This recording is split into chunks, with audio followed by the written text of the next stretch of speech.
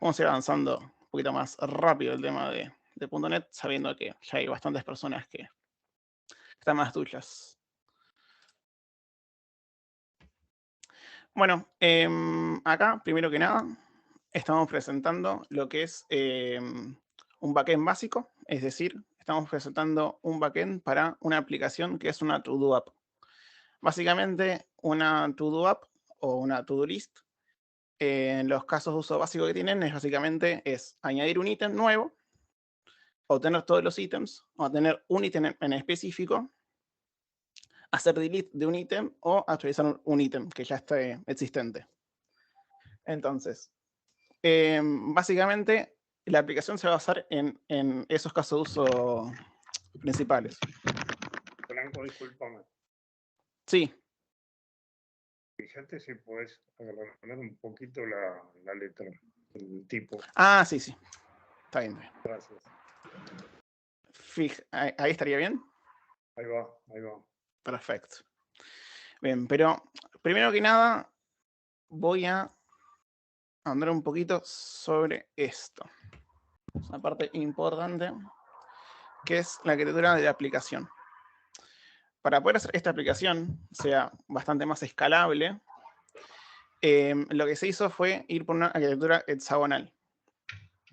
Para que en el día del mañana no tengamos que depender de las implementaciones que pueden ser, por ejemplo, una base de datos, un motor de base de datos, o con proveedores específicos. Entonces, para ello, vamos a utilizar, en este caso, al ser una API, vamos a hacer un adaptador web. Y vamos a utilizar punto de entrada para poder ingresar a los casos de uso y los puntos de salida para poder ir a los adaptadores de persistencia.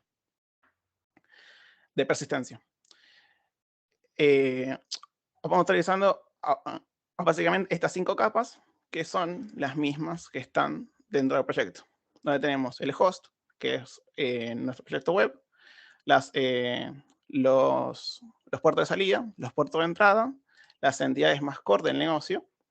En la aplicación, que acá se va a borrar todo lo que es caso de uso, y también la infraestructura, que es donde se va a borrar todo lo que es la persistencia. Bueno, ahora, una vez que ya tenemos lo que es la arquitectura planteada, vamos a empezar por el principio. ¿Qué es el principio? Básicamente son nuestros controladores.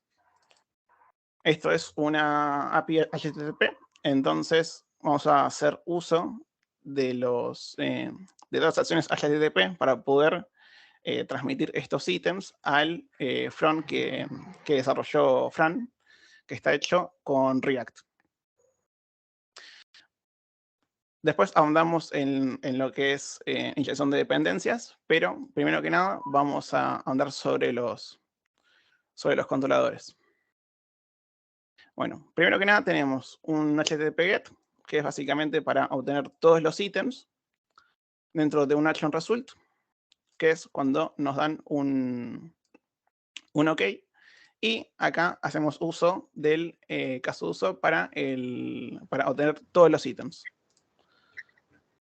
Luego lo mismo para lo que es el getItemsById, nada más que acá le estamos agregando un parámetro de ID para poder mapearlo con el integer aquí y poder hacer uso dentro de él en el caso de uso.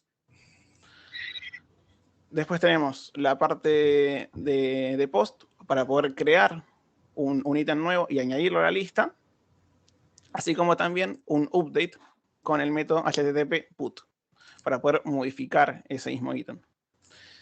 Y por último tenemos el delete, que también hacemos uso del ID a través del controlador para poder hacer uso de ese mismo caso de uso. Una vez que ya tenemos bien en claro qué verbos HTTP usamos y qué acciones de controlador estamos creando, podemos ir ya a la segunda parte de la imagen, que serían nuestros puertos de entrada. Para que el adaptador web y los casos de uso no estén acoplados, estamos utilizando una interfaz como puerto de entrada para poder mapear la interfaz está de puerto de entrada con cualquier implementación que tengamos dentro del caso de uso. Es por ello que dentro de lo que es el input port, tenemos los distintos casos de uso con su respectiva interface. Tenemos la interface del add item, la de delete item, la misma también con el get all items, con el item by ID y también una última para el update.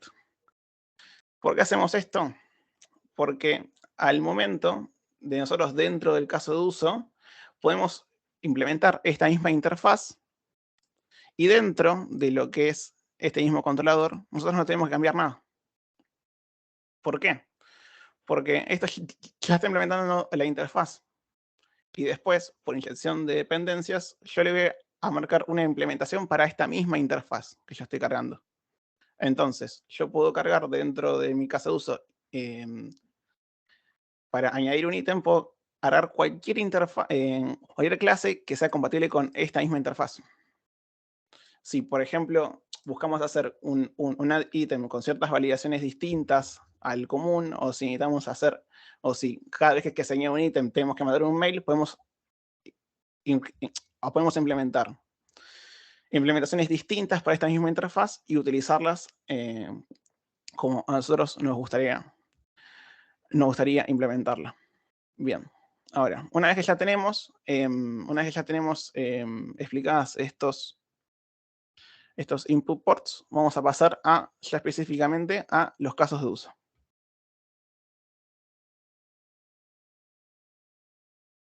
Tenemos los use cases. Y acá un poco más de lo mismo. Dentro del use case también tenemos conectadas un ítem de repositorio, es decir, un add ítem de repositorio. Y esto es justamente porque este repositorio es la interfaz de salida para poder conectarnos a nuestro adaptador de persistencia. Hacemos uso dentro del constructor y lo llenamos a través de inyección de dependencias y luego ejecutamos ese mismo repositorio y hacemos uso justamente de la interfaz y internamente dentro de la implementación. Y así seguimos también con todo lo demás verbos HTTP y sus funcionalidades. Acá una pequeña validación que agregamos, por ejemplo. Acá, por ejemplo, hacemos uso de otro caso de uso dentro de este, que es básicamente que nosotros estamos buscando ese mismo ítem antes de hacerle un update. ¿Por qué? Porque si no, no podríamos eliminar un ítem. Es decir, si nosotros estamos buscando acá básicamente que el ítem que nosotros vamos a eliminar o vamos a hacer un update exista dentro de nuestra base de datos. Y aquí también acá mismo. Acá ejecutamos el repositorio y nos trae el ítem que nosotros estamos buscando. Y en el caso de que nos dé un null o default, ejecutamos esta misma excepción. Esta misma excepción fue creada por nosotros, está declarada en dominio. Y esto es muy importante. ¿Por qué? Porque una vez que nosotros tenemos ya la excepción acá mapeada, nosotros podemos hacer uso después de otra herramienta de .NET Core, que básicamente es el uso de un controlador de errores y poder manejar este tipo de excepciones y poder ya sea loguearlas como también recuperar el control dentro de esa misma excepción y poder hacer que el usuario o lo vuelva a intentar o vaya hacia otro caso de uso o podemos hacer lo que nosotros queramos. Pero lo más importante es que nosotros tenemos el control sobre la excepción. Eso es algo muy, muy importante. Ya por último, tenemos los adaptadores de salida. Tenemos los output port. Y básicamente lo que nos ayuda a hacer es hacer esta misma conexión. Desde los casos de uso hacia los puertos de salida con el adaptador de persistencia, en este caso. Tenemos acá, por ejemplo, los repositorios, básicamente. Tenemos el item repository, el delete item repository, el get all items repository, y lo mismo con el item by ID y el update item repository. Una vez que tenemos ya marcados todos nuestros ports y toda nuestra infraestructura, podemos ir al final con los repositorios. Acá hacemos uso de vuelta de inyección de dependencias cuando, y establecemos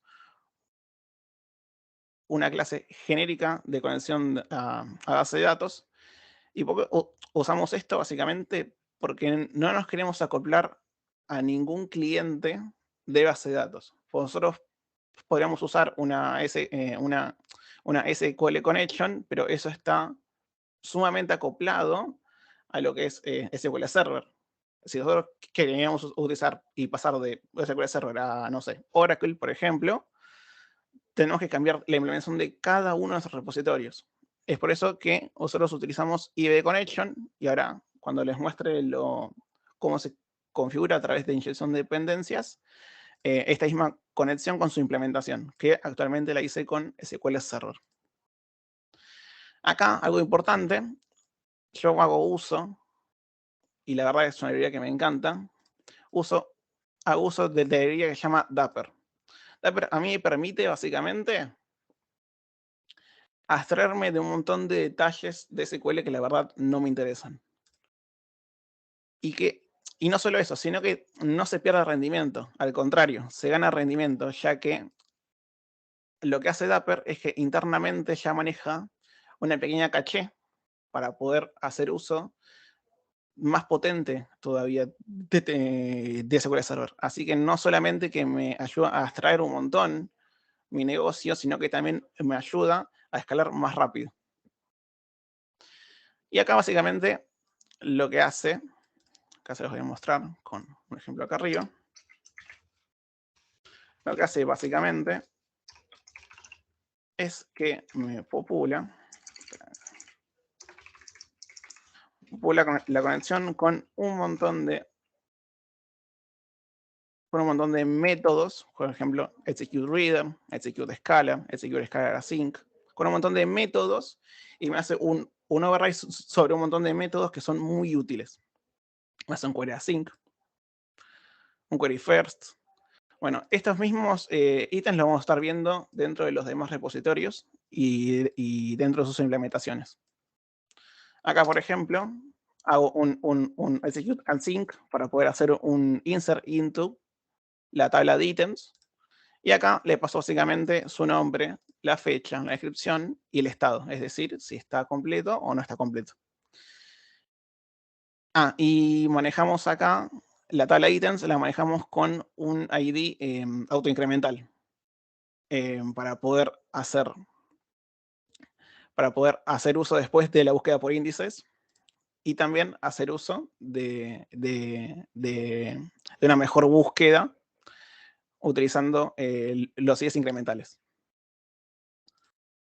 Después lo mismo para lo que es el delete, nada más que acá le estoy pasando los parámetros como un segundo argumento. Le paso los parámetros en un segundo argumento como un objeto anónimo. Lo mismo, delete from de item con el ID acá como parámetro y que esté adjunto al objeto anónimo. Es decir, esta propiedad tiene que tener el mismo nombre que el objeto anónimo, obviamente. Lo mismo para add item. Nosotros tenemos los ítems y ya esta misma propiedad ya tiene el mismo nombre del parámetro, por lo que no hace falta hacer esto. Ya lo infiere el objeto anónimo. Lo mismo para el get all items, nada más que acá tenemos una pequeña diferencia. Lo que hace básicamente acá Dapper es que hace un query async y acá dentro lo que hace es que mapea toda la respuesta que nos está devolviendo esa consulta a un ítem. Es decir, que esto básicamente lo que hace es que abre la conexión SQL, hace el mapeo del ítem correspondiente a la consulta, realiza la consulta, ejecuta los readers y cierra la conexión. Es decir, me abstrae de un montón de líneas de código y encima que es código que se repite una y otra vez siempre. Después lo mismo con ID.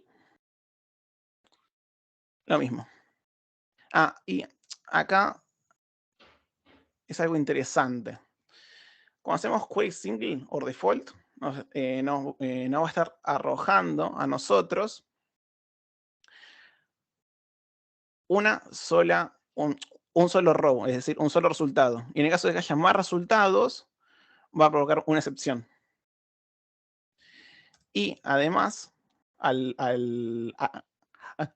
tener default, en caso de que no esté, nos va a crear un ítem con sus valores de default. ¿Por qué? Porque básicamente no estamos haciéndolo nulo. Porque, como muchos sabrán, siempre trae muchísimos problemas esos objetos que son nulos o esas cosas que traen nulos. Es por eso mismo que al momento de ejecutarlo, yo estoy preguntando por si es igual a default. Pues si es igual a default, significa que ese mismo objeto no existe. Y después lo último, lo mismo con update. Y acá lo mismo, pasa un objeto anónimo con todos sus distintos parámetros en un objeto anónimo.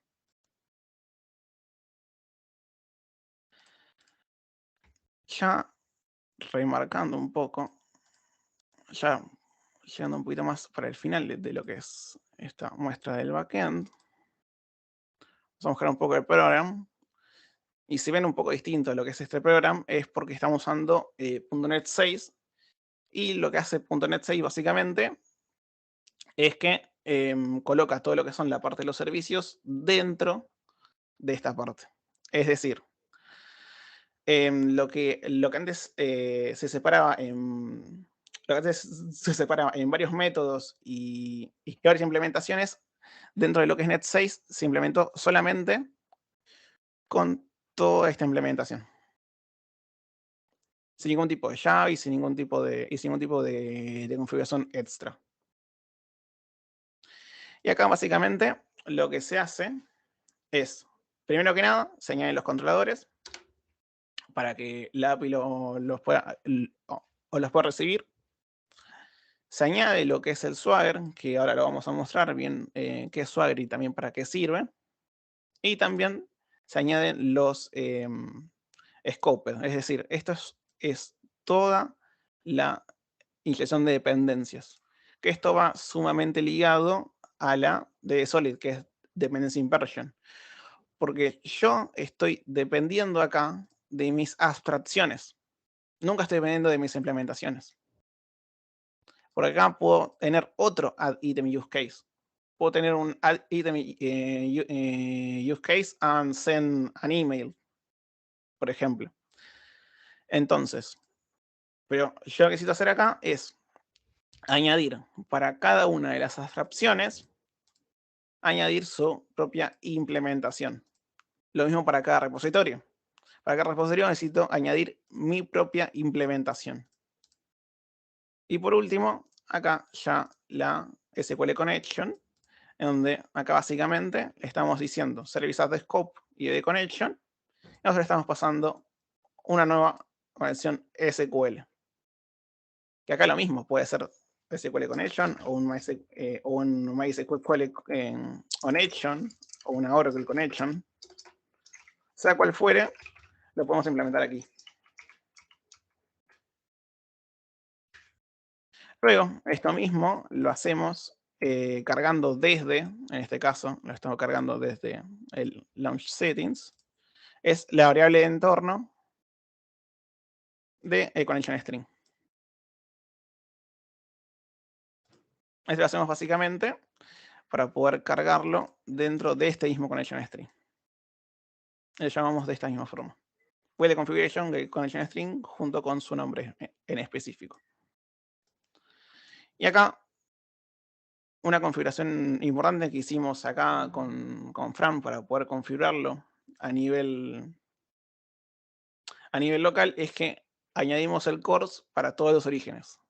Esto sé que es inseguro a nivel productivo, es por eso que a nivel productivo es mejor armar acá toda una policy, ¿entendés? Y poder obtener que solamente lo puedan estar accediendo IPs, ya sean desde la VPN local del trabajo, así como también desde la DNS de los otros sitios. Por ejemplo, no sé, HTTP, el nombre del sitio, .ejemplo.com. Bueno, acá lo mismo, se lo agrega aquí. Acá hacemos uso también de otra cosa interesante, que es el Use Exception Handler, que es básicamente esto.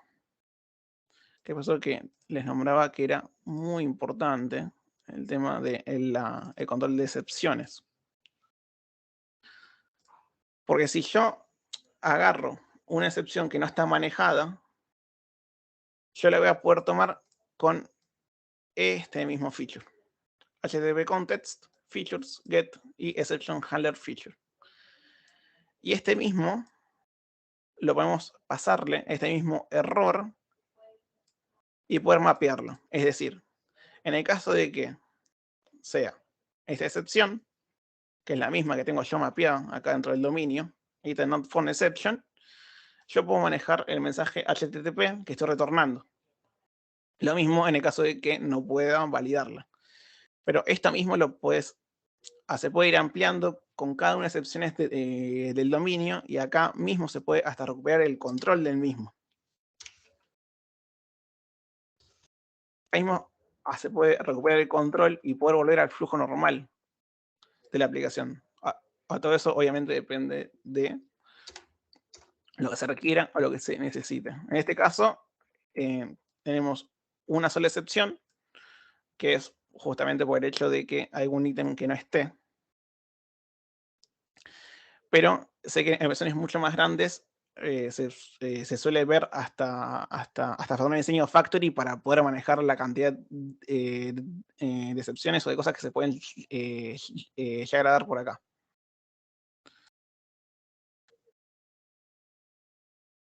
Después, ya finalizando un poco, así que Fran, anda preparándote.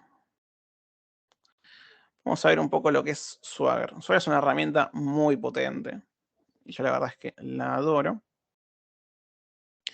Que básicamente lo que nos permite hacer es mapear y documentar todas las acciones HTTP que tenga nuestra API. Entonces, si nos vamos acá,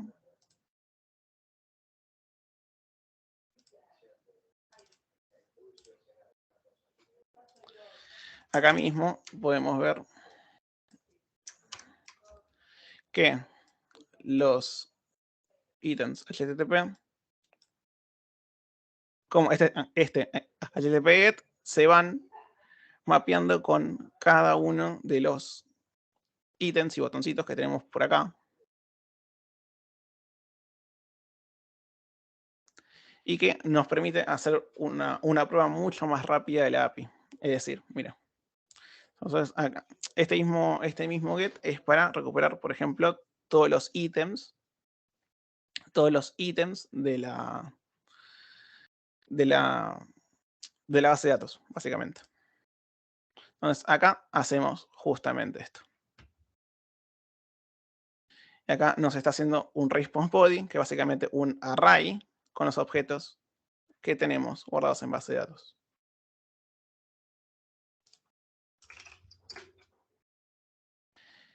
Y lo mismo para el tema del post, nos permite, ya nos deja acá un ejemplo.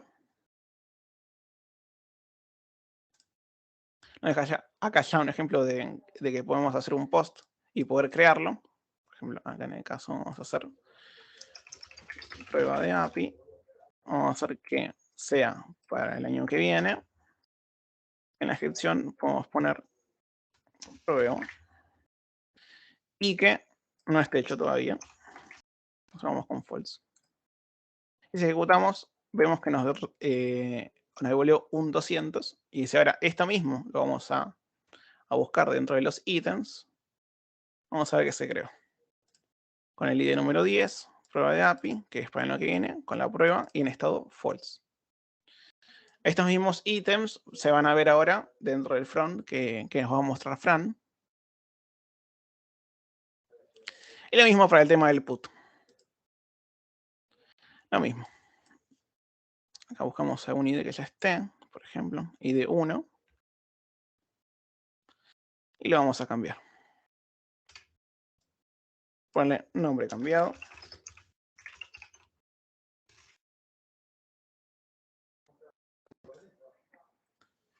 Acá vemos un 200. Y si este mismo lo ejecutamos, aquí de vuelta, para obtener todos, vamos a ver que tenemos el nombre cambiado.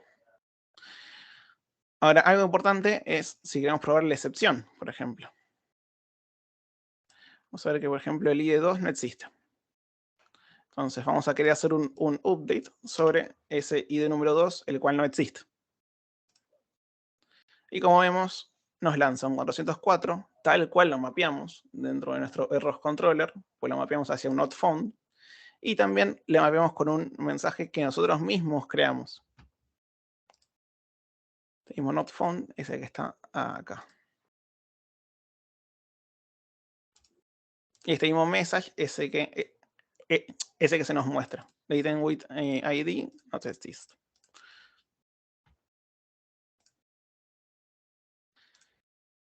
También nos permite meter parámetros dentro de estas APIs a través de este pequeño textbox. Nosotros podemos, por ejemplo, ejecutar el GPDI con 1 y nos va a devolver justamente el objeto creado. Y vamos por el tema del delete. Podemos hacer el ID 1 y lo vamos a eliminar. También lo mismo. Nos devuelve un 200 y así ahora mismo lo vamos a consultar. Vamos a ver que no está más. Y como ven, no está más. Arranca con el 3 únicamente.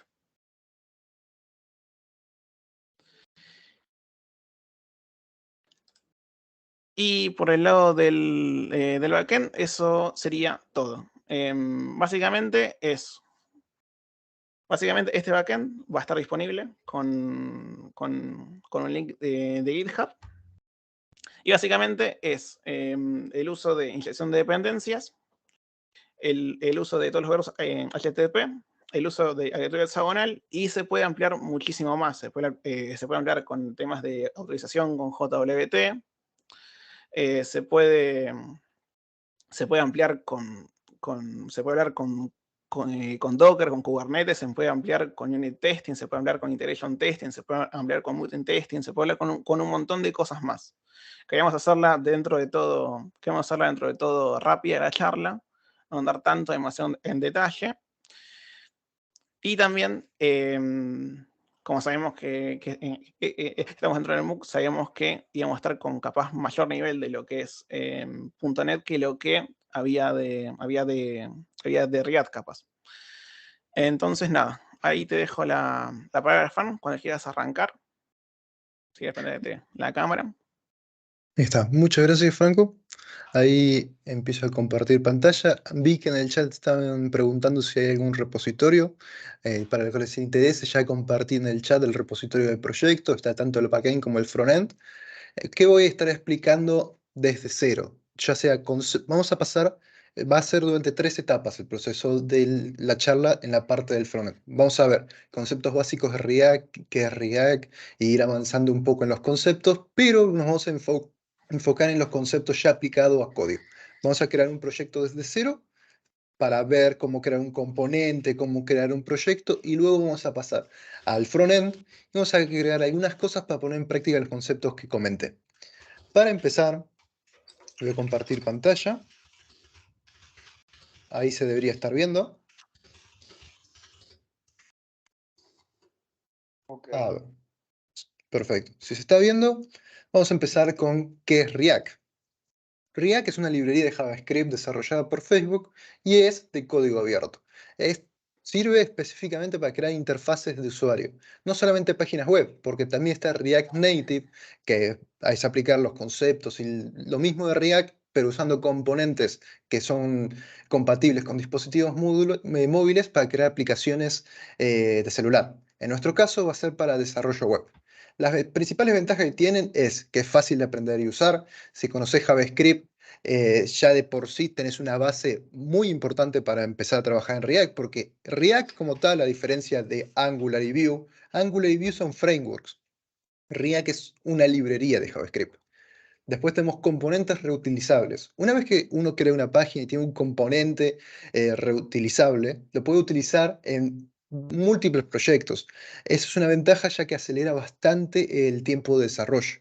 Crea aplicaciones dinámicas, ya que se pueden agregar más animaciones, más efectos, más funciones, y esto no ralentiza la página, porque una de las principales características de React es que tiene buen desempeño. A diferencia de hacer una página con HTML puro, React solo actualiza lo que se cambió.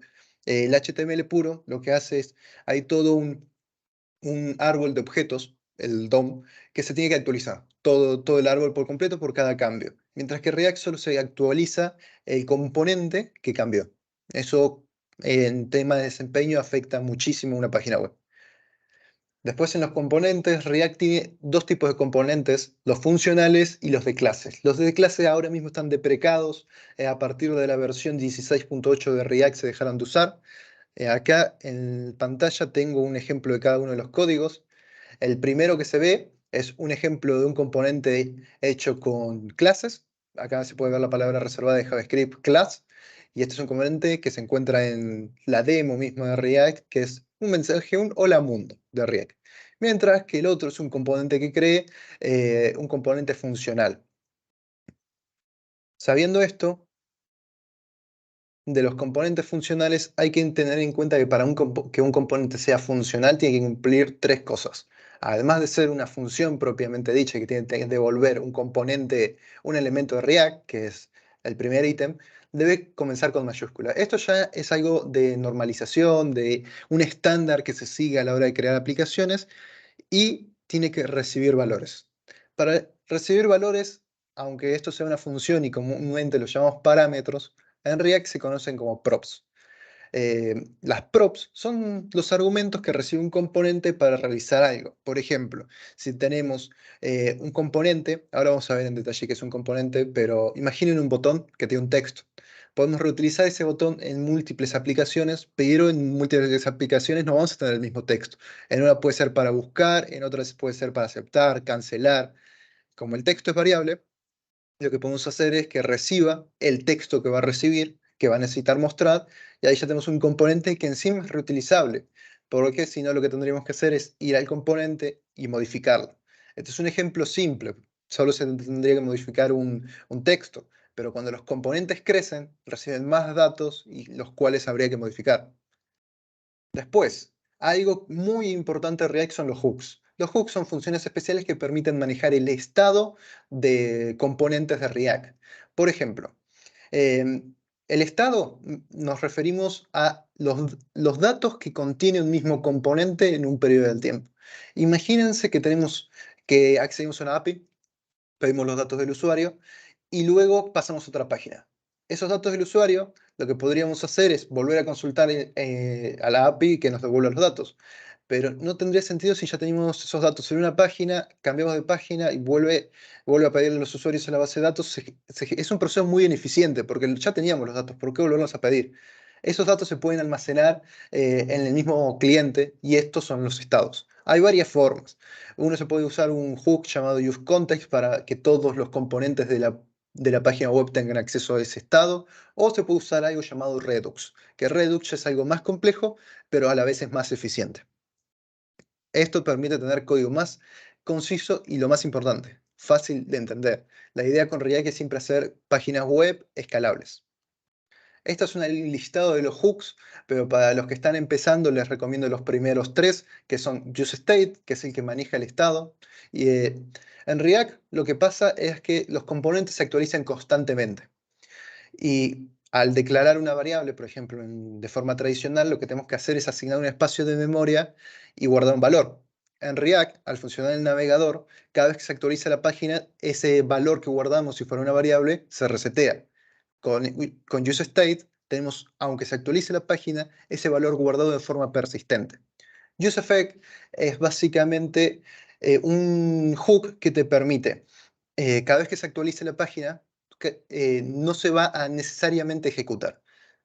Mencionado en otras palabras, sabemos que un componente se ejecuta un montón de veces cada vez que hay un cambio, pero si queremos que algo suceda únicamente la primera vez que se cargó la página, por ejemplo, acceder a una API, usamos el useState y le indicamos que solamente al inicio de la página llame a la API, no importa que después se vuelva a actualizar. O por ahí cuando el usuario ingresó su nombre, queremos que se accione cierto método. Eso también lo hacemos con el useEffect. Y el useContext es lo mismo que mencionaba de useState, te permite guardar información en tu página web, pero la diferencia es que el useState es accesible solo por el componente. Por ejemplo, si es un botón, si es una tarjeta de presentación, solo por esa tarjeta sería accesible. Mientras que el context te permite que sea accesible en toda la página web o en otras páginas web, en todo el proyecto. Después hay hooks adicionales que ya tienen que ver más con el tema de rendimiento y optimización, como el useReducer, el useCallback, que el useCallback permite, por ejemplo, que no se vuelvan a guardar en memoria funciones que ya guardamos una vez, para evitar que múltiples funciones estén. El useMemo permite guardar en memoria componentes para que no se vuelvan a renderizar. Esto se hace cuando tenemos que renderizar las páginas muchas veces. Renderizar es que cargue toda la página en la parte del cliente. Y esto permite que, por ejemplo, memorice la página ciertos datos que sabemos que son constantes y no tenga que volverlos a cargar. El useref guarda la referencia de cierto componente. Por ejemplo, tenemos una serie de botones y queremos memorizar, queremos tener la referencia de uno en particular, por ahí el anteúltimo, o de una lista por ahí el del medio en particular. Y queremos memorizar ese porque justo ese botón queremos darle un comportamiento diferente. El useref te permite mantener una referencia del mismo. Y luego hay muchos hook más, como por ejemplo useImperative Handle, la show effect, debug value, transition. Estos ya son más de usos muy particulares y muy detallados. Los principales son los que mencioné. Algo fundamental en React, como en toda página web, es el tema del ruteo. Por ejemplo, cuando accedemos a una página web, por ejemplo, si vamos a Google, van a ver que al seguido de Google está barra y el término de búsqueda, o por ejemplo, si buscaron algo, hay una query, una consulta que se le realiza para que nos devuelva el dato en particular. En React, todo funciona en una única página. Lo que va cambiando es el contenido. Para poder tener varias páginas, que es lo que se hace con el ruteo, se tiene que usar una librería llamada React Router. Esto permite que uno pueda manejar rutas desde la URL, pero en React como tal sigue siendo la misma página. Lo que cambia son los componentes que son diferentes entre una página y el otro. Un ejemplo, imagínense que tenemos dos páginas que comparten un menú en común. Lo que cambia es el contenido, pero el menú se mantiene. La ventaja que tiene React Router es que solo va a cambiar el contenido de la página. El menú como tal va a ser exactamente el mismo y no se va a volver a renderizar. Así que vamos a ahorrarnos ese tiempo de carga. Y además, al no estar renderizando toda la página web, el tiempo de carga de una página web se reduce muchísimo. Esa es la principal ventaja. Y ahora vamos a continuar con una parte práctica. En concreto, vamos a ir a crear un proyecto de cero de React y les voy a explicar un par de conceptitos que vimos ahora antes de ir al proyecto. Para esto, voy a salir de la presentación. Voy a correr esto para el costado. Acá tenemos el proyecto que vamos a hacer. Y primero, les voy a mostrar cómo es el proyecto, las fases de desarrollar una página web. Por ejemplo, primero se hace el maquetado, se hace el diseño de la interfaz de usuario que vamos a querer hacer. Para eso desarrollé en una aplicación llamada Figma, que es gratuita y la pueden utilizar, el diseño de la página web que vamos a ver a continuación de la to-do list, en donde uno puede personalizar, puede cambiar los colores, puede poner el tipo de letra, puede crear componentes como tales. Y lo interesante que tiene Figma, que otras herramientas no tienen, es que, por ejemplo, selecciono el texto de la lista de tareas y en la parte de inspeccionar vamos a tener ya los estilos que vamos a tener que usar. Hay que tener en cuenta que estos estilos no son exactamente los que tenemos que usar. Hay estilos de más que se utilizan para indicar que este objeto, por ejemplo, está en esta posición, pero en una página web en donde ya sabemos quién lo contiene, por ejemplo, estos de acá no son necesarios. Ahora, ya teniendo una idea del diseño que vamos a hacer, tenemos que crear el proyecto. Para crear el proyecto como tal, hoy en día lo que más se recomienda es usar un gestor de creación de proyectos que se llama Byte. ¿Qué es este? Que antes también se utilizaba React Create App, pero la ventaja que tiene Byte es que no utiliza Webpack, que es em, el problema principal con Webpack es que tarda mucho más que Byte al crear el proyecto como tal. Es más eficiente, más liviano, no crea tantos archivos de forma innecesaria. Y para crear un proyecto con Byte es bastante simple. Tenemos que hacer clic en Get Started, bajamos y lo único que vamos a necesitar es este comando de acá. Vamos a copiar el comando, lo voy a correr para el costado y vamos a ir a una carpeta que va a ser esta de acá. A ver, denme un segundo. Esta de acá. En esta carpeta vamos a abrir un terminal. Más acá, yo tengo esta terminal en particular. Y voy a pegar el comando, que es npm create bit, la última versión. Tengan en cuenta que para usar npm necesitan tener Node.js instalado. Ejecutamos este comando y ahora va a empezar a crear un proyecto. Lo primero que nos pide es indicar el nombre del proyecto. Como este va a ser de prueba, vamos a poner demo React. Enter. Luego nos va a decir que seleccionemos el framework. En nuestro caso, aunque es una librería, vamos a usar React. Y después nos dice si queremos usar JavaScript, TypeScript y otras configuraciones. Para esta presentación vamos a usar JavaScript. Y ahí ya está creando el proyecto. Ahora si quiero abrirlo con Visual Studio, tengo que escribir cd para entrar al proyecto, cd demo, y una vez que entré, escribo code, punto, y ahora me va a abrir Visual Studio. Esto ya lo puedo cerrar. Y acá ya me abrió Visual Studio con el proyecto que creamos. Pongo que sí confío en el autor y vamos a abrir la terminal. Los pasos que nos decía para iniciar este proyecto por primera vez es usar npm install, punto, para instalar todas las dependencias. Instalamos todas las dependencias y déjenme comprobar que el otro proyecto no se está ejecutando. Si se está ejecutando, lo detengo. Y ahora que este proyecto ya está instalado, vamos a hacer npm run dev para ejecutar el proyecto como tal. Y ya está corriendo en el localhost en este puerto. Con control clic va a abrir automáticamente el proyecto. En esta ventana lo abrió y tenemos un proyecto simple que lo que hace... Stefan, Sí, discúlpame que te joda.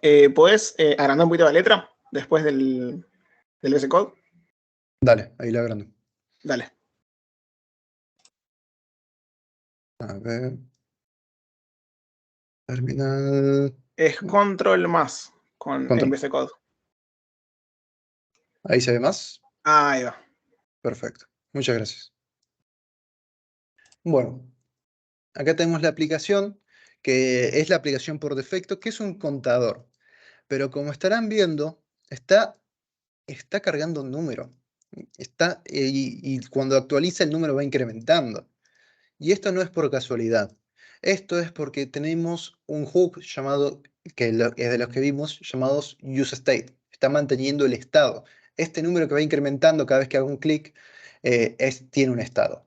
Para ver eso, lo que podemos hacer es, primero ver la estructura de una página web en React. Lo principal para que cualquier página de React funcione es que tener un index.html, podemos cambiar el lenguaje del proyecto a español y vamos a cambiarle el título. Por ejemplo, Demo React. Y algo que tiene que tener sí o sí es un div con la ID root. Dentro de esta ID se va a generar todo el código que queremos. Una vez que tenemos esto, este archivo ya no es necesario tenerlo abierto. Podemos ir directamente a donde empieza el proyecto en React, que es en la carpeta source, vamos a encontrar el main.jsx. JSX es una extensión que se utiliza para los elementos de React, que es JavaScript extendido para aceptar XML y HTML.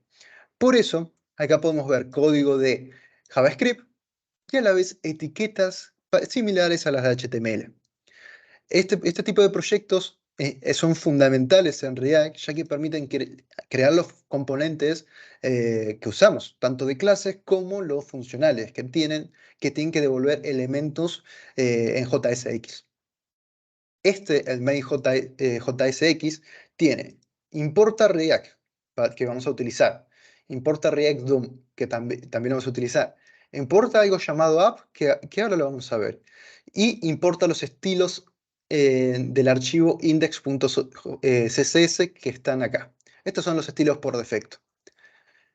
Después, lo que siempre hay que tener en una aplicación de React es React DOM, create root, y del documento de la página web vamos a tomar el elemento con el ID root, que es el div que les mencionaba anteriormente, este de acá.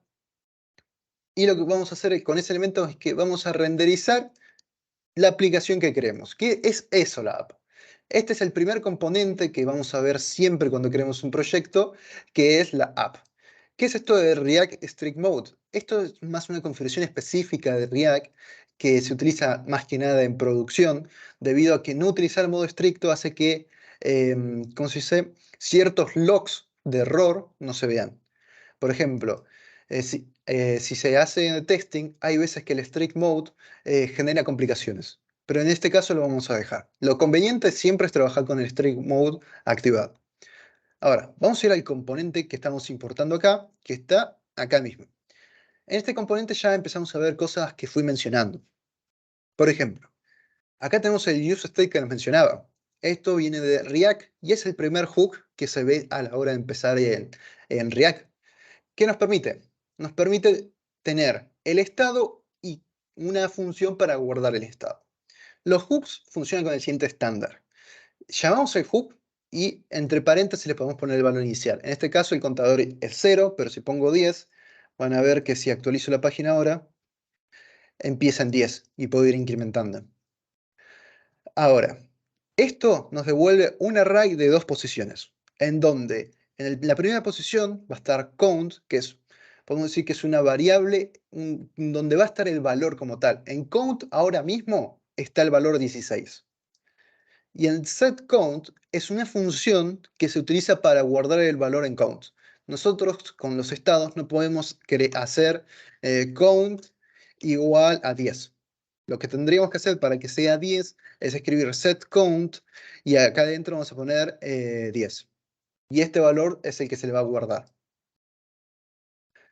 Volviendo al código, tenemos el return, que tengan en cuenta siempre en React se tiene que devolver un elemento. Puede tener elementos hijos, pero se tiene que devolver un solo elemento. Ahora voy a crear un componente y vamos a ver en concreto eso. Después tenemos el div con la clase app. Después tenemos los iconos de React, que para esta demo son innecesarios, los voy a retirar. Tenemos el H1, que es el título. Y tenemos la cart, que es este botoncito de acá. Y acá está count.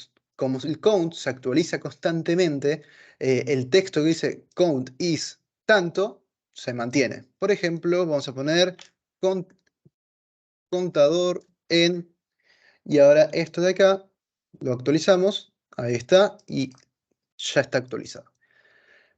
También tengan en cuenta que en la función onClick tenemos el setCount. Esto de acá lo que hace es lo mismo que crear una función aparte, es una función flecha. Vamos a descomponerlo, así queda más claro para los que por ahí no trabajan con funciones flechas o JavaScript. Vamos a crear una función tradicional, function, vamos a llamarla contador, no, vamos a ponerle sumar 1, sumar, ahí está. Vamos a poner igual, vamos a crear la función tradicional, Y lo que tenemos que hacer dentro de la función es esto mismo. Llamar a la función contador y al count, que es la variable. Lo que se está haciendo acá es crear otra función dentro de la función, en donde se recibe el valor de count y se le suma 1. Esto se hace porque no podemos utilizar... Acá tengan en cuenta la diferencia que se explica con colores acá. Acá count está en naranja. Eso es porque se está usando el count que se recibió como parámetro, no este count como tal. Y se le incrementa 1. Si ahora yo voy a contar acá mismo y pongo sumar, ahora la aplicación funciona exactamente como antes. Después, ¿qué más tenemos? Acá ya tenemos cosas que son propiamente de HTML, tenemos etiquetas P, div. Algo muy importante. En JSX hay algunos atributos de HTML que cambian de nombre. El más importante, y que si trabajaron en HTML les habrán dado cuenta, es este, class name. En HTML es solamente class, mientras que en React es class name debido a que class es una palabra reservada de JavaScript para crear una clase. Entonces lo que hicieron los desarrolladores de React es cambiarle el nombre a class name. Y luego se exporta el componente. Ahora, para hacer un ejemplo demo rápido, vamos a crear un nuevo componente. Para eso voy a crear un nuevo archivo. Vamos a crear un componente que se llama título, la primera letra en mayúscula y tiene que terminar en JSX. Hay varias extensiones de React que sirven mucho a la hora de desarrollar, como una llamada React Snippets que permite escribir tan solo RAFC y ya genera un componente funcional con el nombre como tal. Lo que mencionaba anterior, esto no es importante en este caso porque ya lo importamos desde el inicio, así que lo podemos retirar. Lo que mencionaba antes de que hay que devolver solamente un componente es esto. Si ahora, acá mismo, agrego título, para eso tengo que escribir la etiqueta título como si fuera HTML, y vamos a mostrarlo acá, verán que acá está el título como tal. Si yo voy al título y devuelvo dos títulos como tal, van a ver que acá ya me tira un error. Esta es una extensión que tengo que se llama Error Lens, que te permite ver errores en el mismo entorno. Y en la página web también me tira un error. Y este error es porque no se puede utilizar, no se puede devolver más de un elemento. En el caso que necesitamos devolver dos elementos así y no crear un contenedor porque lo vemos innecesario, lo que podemos hacer es crear un fragment. Un fragment es una etiqueta HTML que no tiene, bueno, una etiqueta de React realmente, que no tiene un nombre específico. Son solamente los símbolos de mayor y menor y el símbolo de mayor y menor con una barra de video en el medio. Esto ya no nos soluciona el problema que teníamos y a la vez podemos tener los dos elementos acá. Lo interesante es que si inspeccionamos, vamos al inspector, vamos a ver que dentro de root va a haber la aplicación y dos títulos sin la necesidad de crear un contenedor padre. Que eso pasaría si le ponemos, por ejemplo, en vez de nada, le ponemos un div. Si le ponemos un div, van a ver que ahora los títulos están dentro del div. Ahora, ya viendo estos conceptos, lo único que nos quedaría ver de conceptos básicos es que las props que les mencionaba. Hay varias formas. Uno, por ejemplo, escribir props por acá, props, y así, y después, por ejemplo, retiro esto, voy a dejarlo como un fragment, y esto poner... Ah, una cosa también a tener en cuenta es que al tener combinación de HTML y JavaScript, en el HTML también podemos agregar JavaScript adentro. Para eso hay que poner llaves. Y acá lo que hacemos es llamar a la prop y le ponemos el nombre de la prop que queramos, de lo que vamos a enviar, que va a ser el título. Pero esto, si tenemos muchos props, se puede hacer un poco difícil de leer, porque tenemos props título, props fecha, props tal. Como que la palabra se repite demasiado. Y para que no se repita demasiado, hay una forma que se llama desestructurar. Imagínense que tenemos un objeto. Este objeto tiene atributos, que es lo que estamos llamando acá. Props.título, estamos llamando el atributo título del objeto props. Entonces, en JavaScript está la desestructuración. que si ponemos dos paréntesis, dos llaves, podemos llamar directamente a título. Y ahora ya lo tenemos como parámetro. Ahora si vamos a la aplicación, vamos a tener que ingresar el título como tal, que para eso ponemos título igual lo que queramos, por ejemplo, demo en React. Estamos enviando un demo en React fuera del componente. En el componente como tal en ningún lado dice demo React, pero si vamos a la página web, tenemos el texto que está generando el componente. Es más, si ahora vamos y le agregamos, por ejemplo, los estilos de... Bueno, esto es un H1. Vamos a cambiar el div este por un H1. Y ahora tiene el mismo estilo que el título de acá. Y este componente lo podemos reutilizar todo lo que queramos. Ya, por ejemplo, el componente como tal no lo toco más, pero vamos a crear varios títulos en donde uno sea React, otro sea demo y otro que sea test. Y ahora ya tenemos varios títulos que no tenemos que volver a darle los estilos, volverlos a programar, sino que ya está. Simplemente llamamos al componente y lo podemos reutilizar en este proyecto, o si quiero utilizarlo en otros proyectos, lo único que tengo que hacer es copiar este archivo y ya lo puedo reutilizar en todos los archivos que quiera. Ahora, ya sabiendo estos conceptos y cómo aplicarlos en React, vamos a ver el ejemplo del proyecto que estamos haciendo con Franco. Para eso, este proyecto como tal lo voy a cerrar.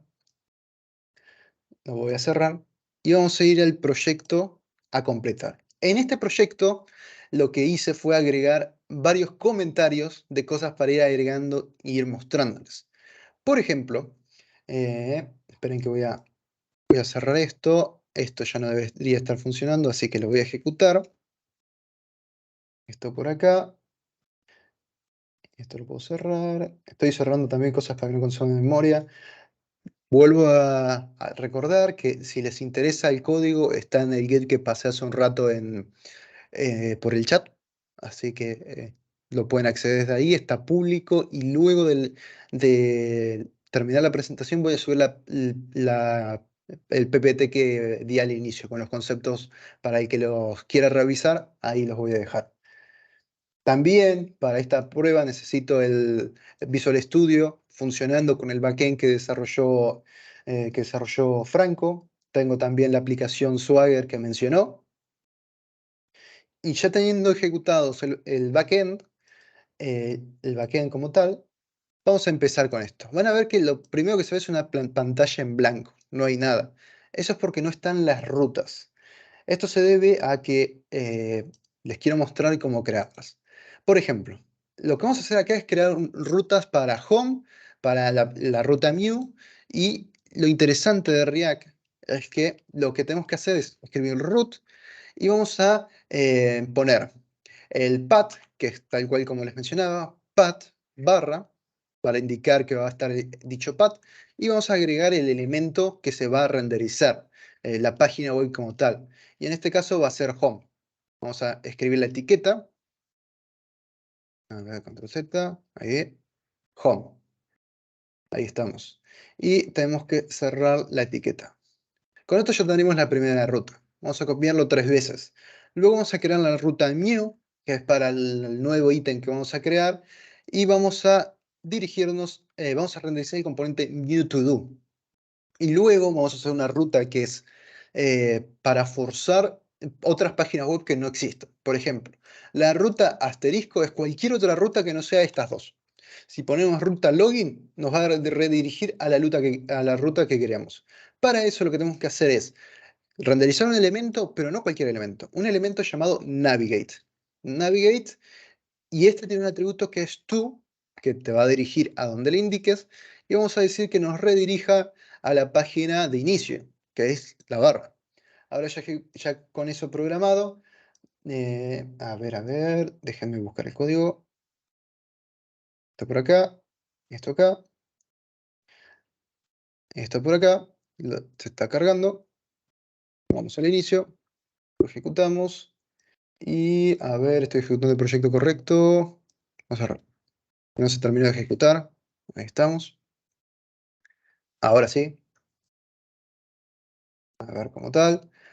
Bueno, a ver qué error está saliendo. Acá, consola, está conectando. Y el error es que no encuentra el export del Mewtwo. Esto se debe a que les quería comentar una buena práctica. Cuando tenemos múltiples archivos, lo bueno es crear estos tipos de archivos llamados index.js, que se llaman archivos barril, en donde lo que hacemos es escribir es export, vamos a exportar el contenido, todo el contenido de, from, de los archivos ubicados, por ejemplo, en home. Y después lo mismo para new to do. Con esto lo que hacemos es que luego cuando necesitamos las páginas, como por ejemplo acá, podemos utilizar directamente desde Pages, tenemos las dos importaciones y no vamos a tener múltiples importaciones de varias páginas diferentes. Como verán, ahora sí cargó el color azul, pero sigue habiendo algunos errores. Esto se debe a que el botón no está definido. Esto es a propósito, porque en el botón, ¿qué tenemos acá? Agregar, BTN y los estilos. Por ejemplo, la forma que hace el entorno por ahí para importar es escribir BTN, add BTN, ahí está. El add BTN es una imagen. Vamos a importar acá la imagen. Import add BTN from. Vamos a poner esto como está acá. Tenemos que usar los paths. Está en assets. Vamos a hacer .add.btn.svg. Que esto es el símbolo de más que necesita el símbolo para agregar. Y luego tenemos que importar los estilos. Para importar los estilos se hace de la siguiente forma. Tenemos que dirigirnos al path. Es directamente importarnos. No es necesario indicarles el valor a importar. Así que vamos a ir a estilos y vamos a agregar add buttons.css.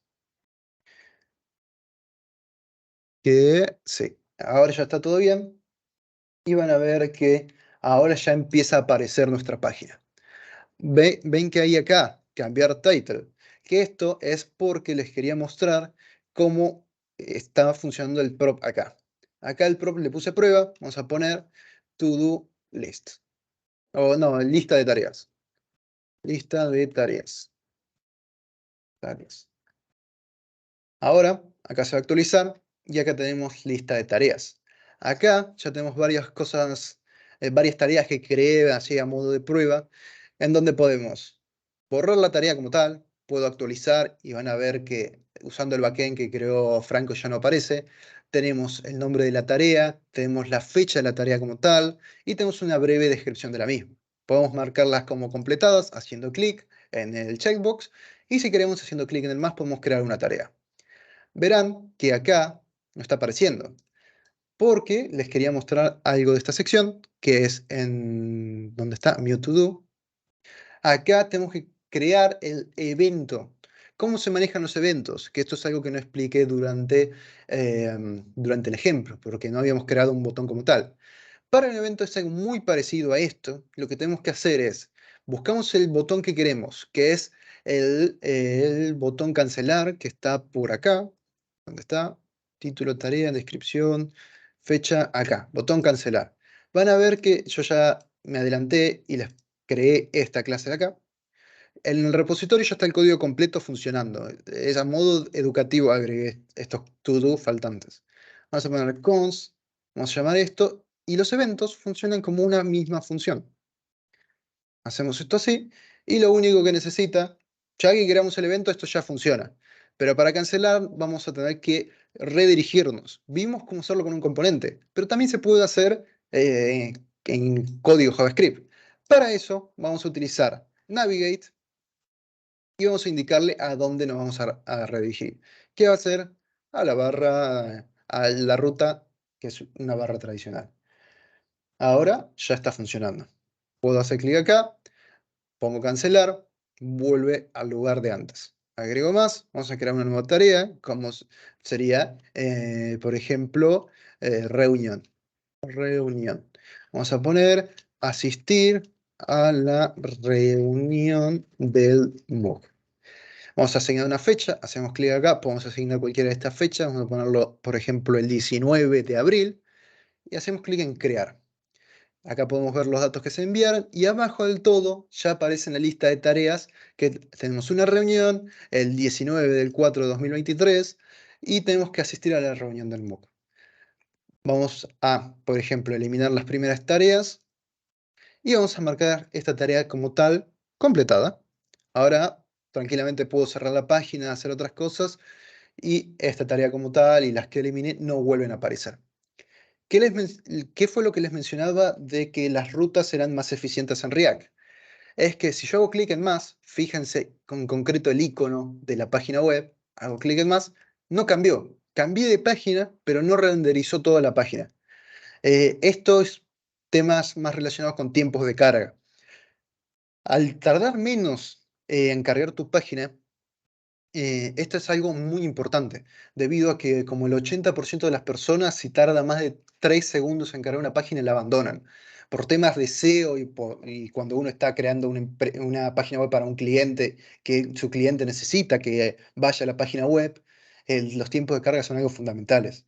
Y si vamos al inspector como tal, van a ver que si yo tacho esto, no cambia esto. Pero vamos a ir desglosando los componentes. Vamos acá, vamos a la lista de tareas, lo vuelvo a marcar. Vamos con el primero. Ahí está. Y acá. Ahora sí. Ven que solo se está actualizando esto amarillo. No está cargando toda la página. Solo se está actualizando el mínimo cambio de la página web. Y como solo esto se cambia y no toda la página web, es más rápido. Después hay extensiones que son muy útiles para crear páginas en React, como por ejemplo esta que les voy a mostrar, que nos permite ver todos los componentes que tenemos en una página web. Podemos seleccionar el componente title, el to-do list, el home, y por ejemplo en to-do list tenemos un estado. En este caso el estado va a ser toda la lista de tareas. Voy a seleccionar to-do list y acá se puede ver que creé un estado con todas las tareas. Vamos a verlo en el código. Vamos a ir al to-do list. Acá tenemos, acá tenemos el useState, en donde tenemos un array vacío. Pero voy a usar un useEffect porque quiero que llame a la base de datos solo una única vez al iniciar la página. Y acá pido que me dé todos los datos, bueno, me pido que tenga todas las tareas de la base de datos. Me los devuelve y me los voy a guardar en el estado todos, concept todos.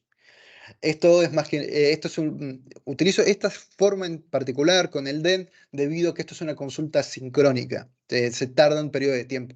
Cuando se realiza la consulta, que pues no es en el mismo instante, sino luego un periodo de tiempo, que es el que tarda en hacerse la consulta a la base de datos y volver, cuando recibe, se guarda los datos. ¿Por qué tengo acá to-dos en particular? Porque eh, contemplando el problema como tal, por ejemplo, si yo elimino una tarea, necesito que esto se vuelva a actualizar. Es más, vieron que se actualizó.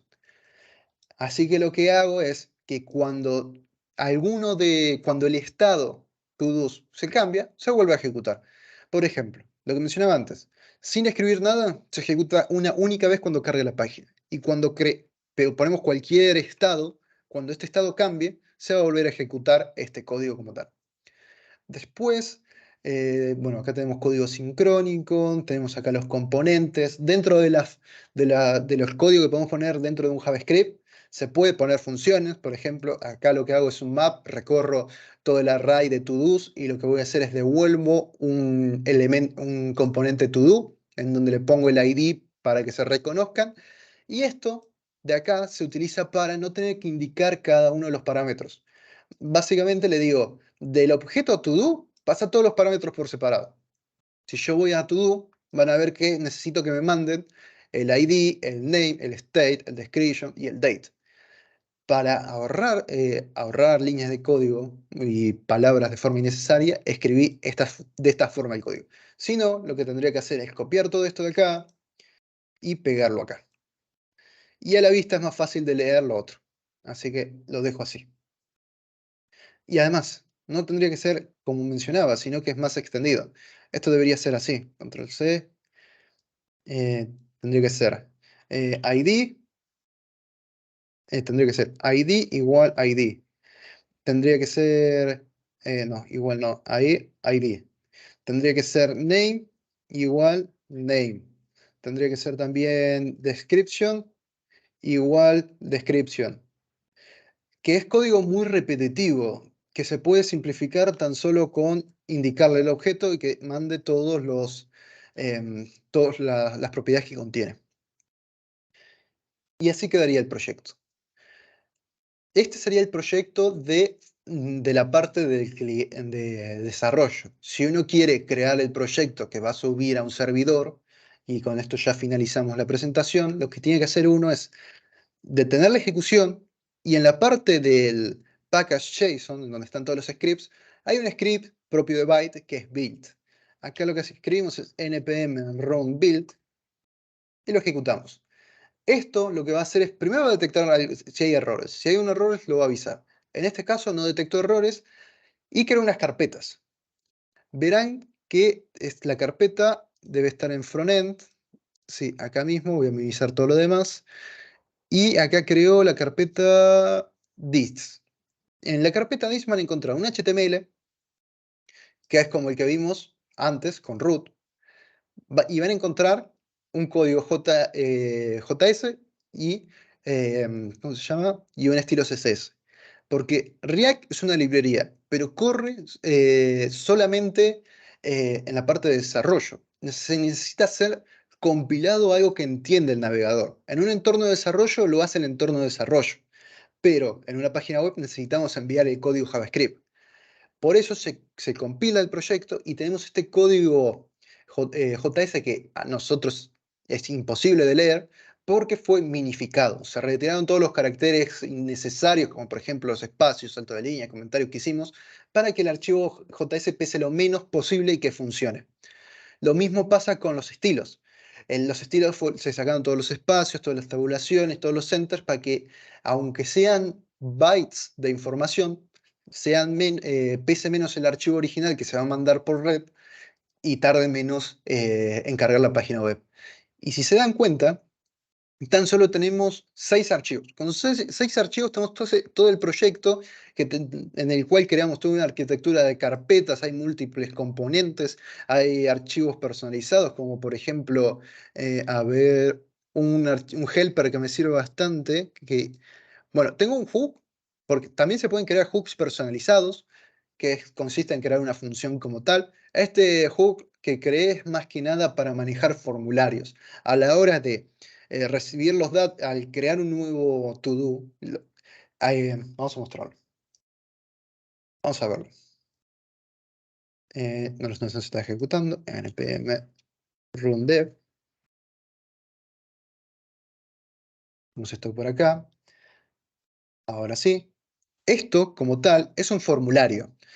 Entonces, para manejarlo de una forma simple, porque es código que se repite constantemente, me creé un hook para no tener que volver a programar la lógica de manejo de formularios en cada proyecto, sino que reutilizo mi propio código. Lo mismo tengo para la API, que la API utilizo Axios, en donde ya tengo la configuración acá. Utilizo Axios, uso las variables de entorno y en la variable de entorno ya creo una base del URL para no tener que estar repitiendo el URL a la que voy a llamar a la API. Si vamos a las variables de entorno, verán que tengo acá el URL de la API en el puerto que está corriendo el backend que mencionó Franco Facito anteriormente. Y estas serían las principales cosas que consideraría importantes de React. Ahora con esto yo ya finalicé. Si tienen preguntas tanto del backend como del frontend, con Franco vamos a estar respondiendo sus dudas. Si quieren el link o la presentación bueno, el link del repositorio o la presentación, avísenos por el chat y lo volvemos a compartir. Y muchas gracias por escucharnos. Ahí me preguntó Oscar si para el IIA es necesario instalar algún componente de librerías. No, si lo corres de forma local, con el Visual Studio, sí, el link de acción va a estar disponible mañana. Sí, ahí con el IIS, si lo corres de forma local con el Visual Studio, no hace falta que instales nada, solamente le das a que sí y ya te instala automáticamente el certificado. Y en el caso de que lo quieras correr con alguna configuración extra, necesitas habilitar el alias dentro de cosas, dentro de lo que son los componentes de Windows, de activar o desactivar características. Ahí vi dos preguntas para el frontend, que son, una, ¿solo basta con crear un archivo .env para que la aplicación los tome o tenés que configurarlo en tcconfig? En este caso en particular, Byte, vuelvo a compartir pantalla para que puedan ver el código. Byte, ahí se está viendo el código, ¿no? Byte obligatoriamente necesita que tus variables de entorno empiecen con byte y después el nombre que quieras y que tengas la siguiente configuración. Por ejemplo, en todo API lo que hago es llamar a esta función. Esta función, si vamos, es esta la configuración que se necesita. Vamos a necesitar byte API URL y vamos a importar la API, vamos a importar de la metadata del env el byte API URL. Esto es algo que se mantiene constante. Lo único que tenés que cambiar es el nombre de la variable de entorno, pero siempre tiene que empezar por byte.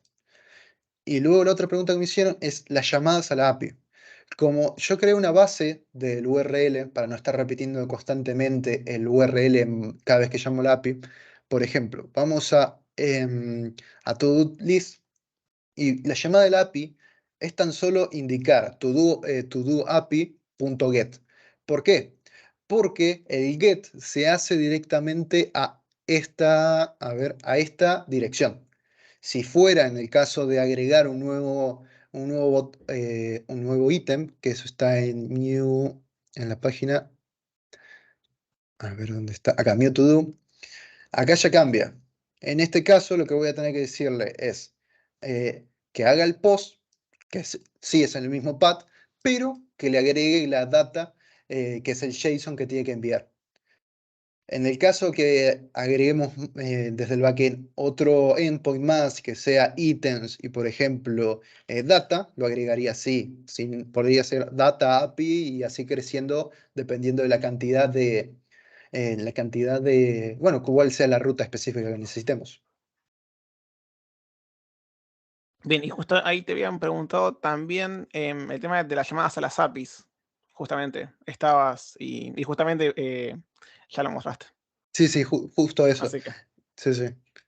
Así que, bueno, bien. ¿Alguna otra duda, otra pregunta?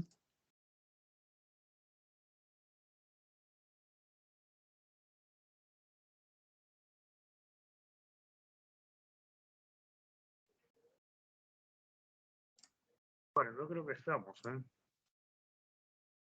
Sí, parece que no quedan dudas. Así que muy bien, me alegro que les haya gustado la charla, que les haya parecido interesante sobre todo. Y muchas gracias por dejarnos presentar acá. Bueno, ahí aparecen preguntas en el último momento, pero bueno, la grabación vamos a repetir, va a estar mañana en el sitio del MOOC y igual vamos a distribuirla en algunos boletines y no sé si ustedes se van a publicarla en el sitio donde va a estar. En cuanto al código, bueno, ya dieron el link, después lo vamos a publicar también, para sí, que quede más el claro. código del front está dentro del link, está tanto el código del front como el código del backend y también un pequeño script para poder levantar la base de datos. Así que ya está todo dentro del proyecto para que lo puedan ejecutar y no más disfrutar de la To-Do app. Exactamente. Tengan en cuenta que cuando ingresan al proyecto hay una carpeta source. Luego dentro de la carpeta source está el backend, en una carpeta llamada backend, y en otra carpeta frontend está el frontend. Si quieren ejecutarlo, lo que van a tener que hacer es moverse a la carpeta del frontend como tal, y cuando ya en la terminal están dentro de la carpeta, ejecutar el comando npm run dev. Ahí va a ejecutar. Si lo hacen desde la raíz del proyecto, ahí no va a funcionar el comando porque el proyecto de React está dentro de la carpeta frontend. Y bueno, y tenía instalado Node y también .NET y todas esas dependencias. Claro, exactamente. ¿Algún recurso ahí, Fran, para aprender React? Últimamente el más interesante es la propia documentación de React, porque hace pocos días la actualizaron y ¿cómo se dice? La actualizaron y le hicieron más didáctica. Como que ahora hay un paso a paso, empezás a leer la documentación y te acompaña en el proceso de aprendizaje. ahí les comparto también la documentación de React. Sí, también sé que últimamente hubo varios cambios ahí que ya se tienen que hacer sí o sí con frameworks, entonces va a ser lo mejor es la convención de la misma herramienta, porque va cambiando bastante rápido. Sí, totalmente. Y, por ejemplo, del link que les mandé, que es yendo a la página de React, comenzar, ya empieza con cómo crear una nueva aplicación, aprende React y te va explicando los conceptos. React y algunos otros lenguajes como TypeScript tienen en su misma documentación una serie de tutoriales escritos de cómo empezar a aprender esto desde cero, que es muy interesante si están empezando. Bueno, yo les agradezco mucho, la verdad que ha sido muy interesante y creo que la gente está muy conforme, se enganchó mucha gente. Y bueno, y vos tenés que prometer que otro día ese muñeco que está ahí atrás tuyo lo vas a habilitar para que nos diga algo. Sí, sí, sí, próximamente lo voy a habilitar. Estaría bueno Franco, una API, ¿no? Yo te la mando de acá en mi casa y que se te mueva allá. Se puede hacer, se bueno, podría integrar con un proyecto, ¿eh? Sí, sí. bueno, no nos demos manija, muchísimas gracias a los dos y bueno, seguimos en contacto. De algo más vamos a hacer. Pues fue muy bueno lo de ustedes, ¿eh? Gracias, un abrazo grande. Gente, muchas gracias por habernos acompañado y haberse quedado hasta el final. Nos vamos a ver en una próxima. Dale, muchísimas gracias a Dale, Un todos abrazo y grande. gracias por el espacio más que nada. Adiós. lo mismo. Muchas gracias por el espacio, muchas gracias a todos por escuchar la charla y nos vemos próximamente. Así es, gracias. Hasta la próxima.